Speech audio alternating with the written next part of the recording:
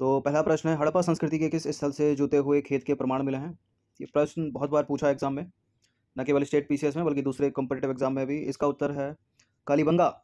ठीक है, और ये जगह कहाँ पर है? राजस्थान में। तो राजस्थान के हनुमानगढ़ जिले में घग्गर नदी के किनारे स्थित है कालीबंगा, और यहीं से जुते हुए खेत के प्रमाण मिले हैं, और ये एक सैंधव सभ्यता का स्थल है या हड़प्पा स्थल है। नचिकेता आख्यान निम्नलिखित में से किस उपनिषद में मिलता है? कठोपनिषद में।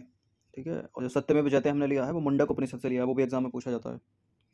तो कठोप उपनिषद यम और नचिकेता का संवाद उल्लेखित है।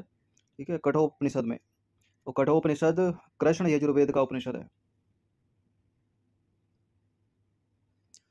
क्वेश्चन नंबर 3 पर आ जाइए। कवि वचन सुधा पत्र के संपादक निम्नलिखित में से कौन थे? भारतेंदु हरिश्चंद्र। ठीक है, तो कवि वचन सुधा के संपादक भारतेंदु हरिश्चंद्र थे। यह पत्र 1867 में वाराणसी से हिंदी में प्रकाशित होता था। भूमिगत आंदोलन निम्नलिखित में से किस गांधीवादी आंदोलन से जुड़े थे? ये प्रश्न इंपॉर्टेंट है, और यह है QIM क्विट इंडिया मूवमेंट यानी भारत छोड़ो आंदोलन से। देखिए, भूमिगत आंदोलन भारत छोड़ो आंदोलन से जुड़े थे, और इस आंदोलन के शुरू होने के पूर्व ही अर्थात 9 अगस्त 1942 के तड़के यानी सवेरे ही कांग्रेस के जितने भी बड़े नेता थे उन सभी बड़े नेताओं को गिरफ्तार कर लिया गया था और अज्ञात स्थान पर भेज दिया गया था। और गिरफ्तारी के विरोध में हर जगह जो है एक स्फूर्त आंदोलन उठ खड़ा हुआ। इसलिए भारत छोड़ो आंदोलन से रिलेटेड स्टेटमेंट बनाकर ये प्रश्न पूछा गया है कि ये आंदोलन जो है स्फूर्त आंदोलन था। ठीक है, इसका कोई भी नेतृत्व नहीं कर रहा था, और ये आंदोलन जो है हिंसक था। तो बिल्कुल हिंसक था, तीनों स्टेटमेंट ही सही हो जाते हैं। इस आंदोलन के दौरान बम्बई शहर के विभिन्न केंद्रों से कांग्रेस रेडियो का गुप्त रूप से संचालन किया जाता था। स्वतंत्रता के पश्चात 1951 की जनगणना में स्त्री शिक्षा कितनी थी?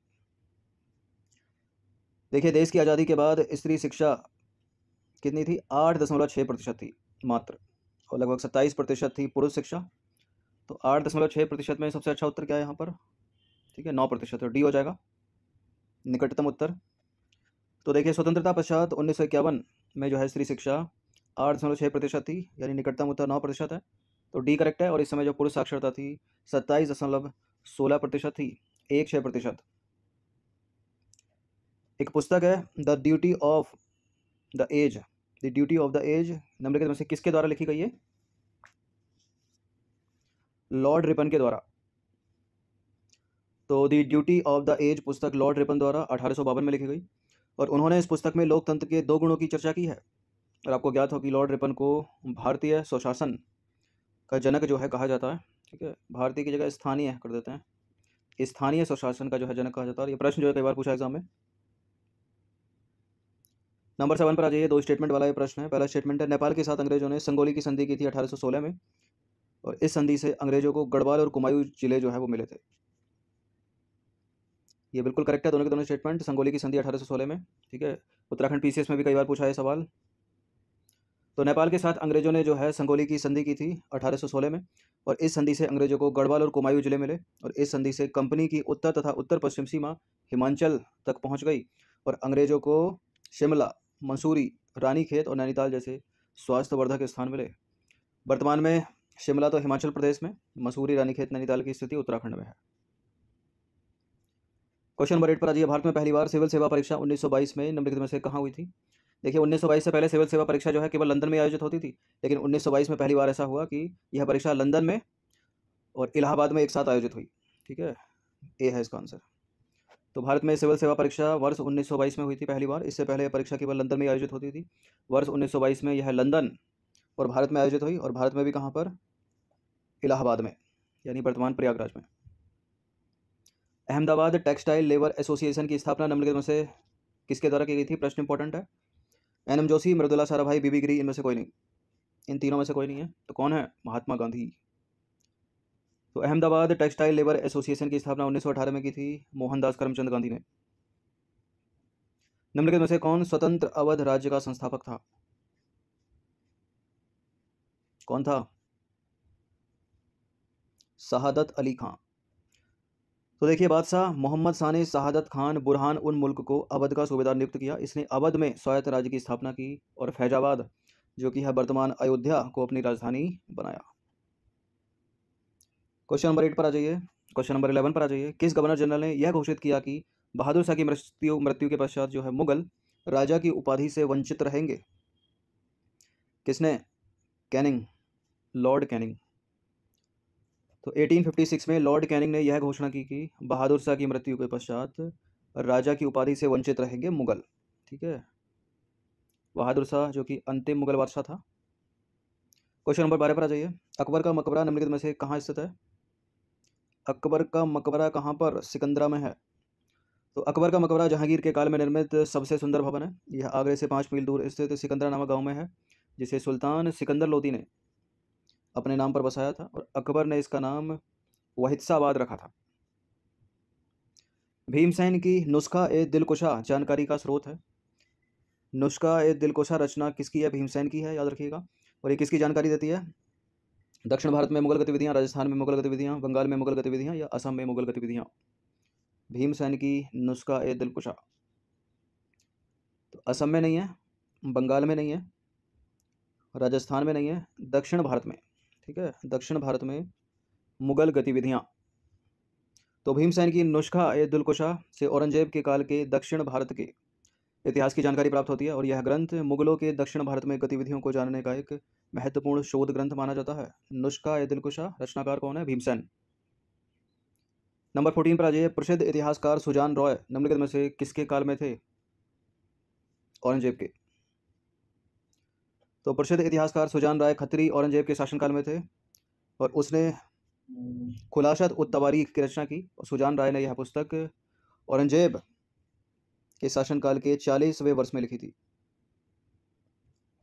क्वेश्चन नंबर 15 है। कश्मीर में शालीमार बाग निम्नलिखित में से किसने बनवाया? जहांगीर ने।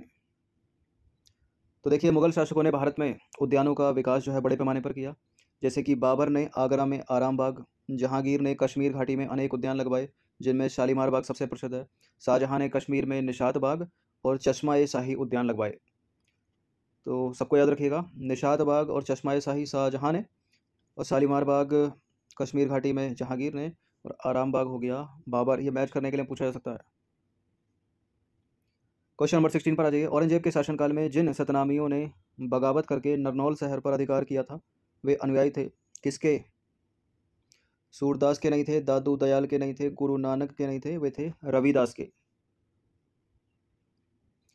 तो देखिए, हरियाणा गजेटियर के अनुसार 1672 में मुगल शासक औरंगजेब के समय सतनामी विद्रोह हुआ था। सतनामियों ने नरनौल शहर पर कब्जा कर लिया और वे मूलतः रविदास के अनुयायी थे, संत रविदास। क्वेश्चन नंबर 17 पर आ जाइए। दिल्ली सल्तनत द्वारा संरक्षण दी गई भाषा निम्नलिखित में से कौन सी थी? वो थी फारसी। फारसी को संरक्षण दिया था उन्होंने। तो दिल्ली सल्तनत द्वारा संरक्षण दी गई भाषा फारसी थी और तुर्क शासकों की मातृभाषा कौन सी थी? तुर्की थी।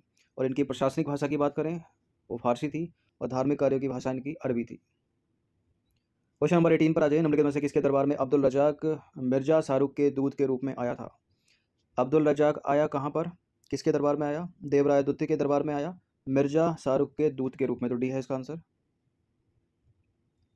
तो अब्दुल रजाक फारसी यात्री था और यह फारस के शासक सुल्तान शाहरुख के दरबार में था और वहाँ के राजदूत के रूप में इसने भारत में विजयनगर की यात्रा की तथा विजयनगर के शासक देवराय द्वितीय के शासनकाल में भारत आया। ये क्वेश्चन नंबर 19 पर आ जाइए। निम्नलिखित में से किस प्रसिद्ध सूफी संत का जन्म अवध में हुआ था? किसका हुआ था इनमें से? अवध में नासिरुद्दीन महमूद चिराग दिल्ली, ऑप्शन नंबर सी। तो नासिरुद्दीन महमूद चिराग दिल्ली का जन्म अवध क्षेत्र में हुआ था, जबकि इनकी मृत्यु हुई थी दिल्ली में। और उपर्युक्त जितने भी सूफी संत हैं वो चिश्ती सिलसिले से संबंध रखते हैं।